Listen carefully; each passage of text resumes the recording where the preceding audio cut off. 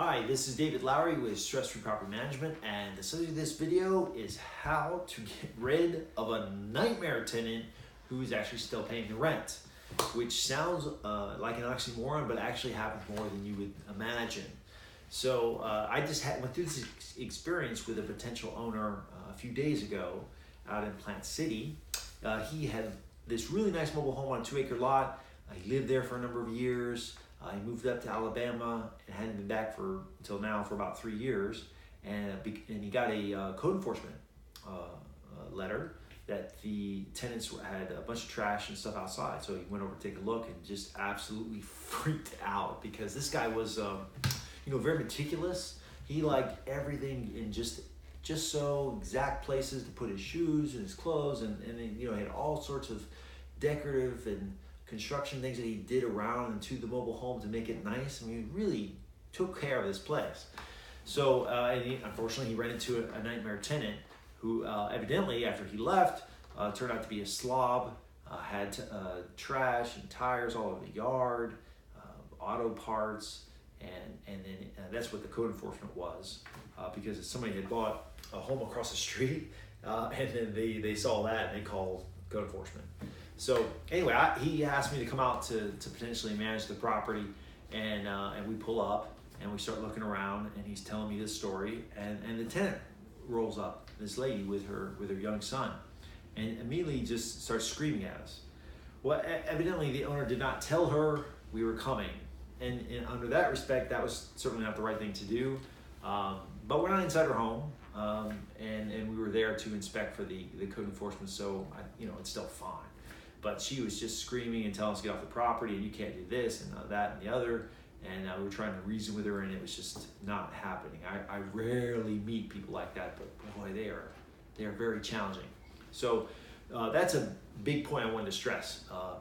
When you're dealing with a tenant in person and they start escalating and shouting and screaming, you need to leave immediately, because if it could escalate in violence, them or you, I mean, usually it's going to be them, or they can make claims, to the police department that you did whatever. So like if it's a woman, in this case it was, and she smacked her hand really hard and there's a red mark and she calls the cops, you're going to jail for assault. You got to be super careful with that kind of thing, and always leave immediately if someone starts getting upset, and talk to them on the phone.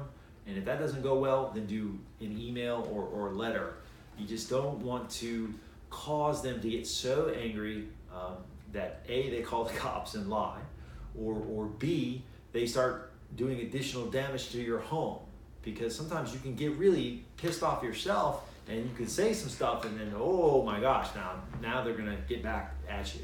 So keep that in mind. But the way I explained to this owner after we left the property of how you get rid of this person, it's pretty straightforward. You got a couple good options. One, you give them a 7-day notice of non-compliance, and that's for Florida. So it's different in other states, but they all have something similar. And so she has 7 days to get rid of all the trash and the things that were cited by code enforcement outside, or you can evict her, and you won't have any problems in the court. But if she does comply, and code enforcement comes by and say yes, everything's fine, then you can't evict her for that. But what you can do is give her a 30-day notice if her lease is up, or she's not on a lease, that you're not renewing her lease. And therefore, at the end of that 30 days, she's got to be gone, or you can once again evict her very easily. But if she does the notice of non-compliance, she gets it, she complies, and then she's still in the lease and maybe there's 6 months left, well, you have to wait. If she continues to the tenant cause problems and have other violations of the lease, you will do 7-day notice of non-compliance. And if she has too many of those, or something really egregious like suddenly dealing drugs in your house, clearly you can file for eviction, and the judge will usually agree with you. But if it's just one thing and she complies and you try to do an eviction, likely the judge will throw it out. So I hope that makes sense. You start out with 7-day notice of non-compliance. If you really want them out, hopefully they don't comply and you file for eviction, or you just give them a notice of non-renewal, and that usually takes care of the problem. So the biggest takeaway from this video that I really want to stress is just don't engage with a client in person in a shouting argument. As for the reasons I mentioned, it can escalate to violence, somebody can go to jail, usually you, and you want to avoid that altogether because you don't want to give them any reason to feel like they are justified for vandalizing your property more than they've already done.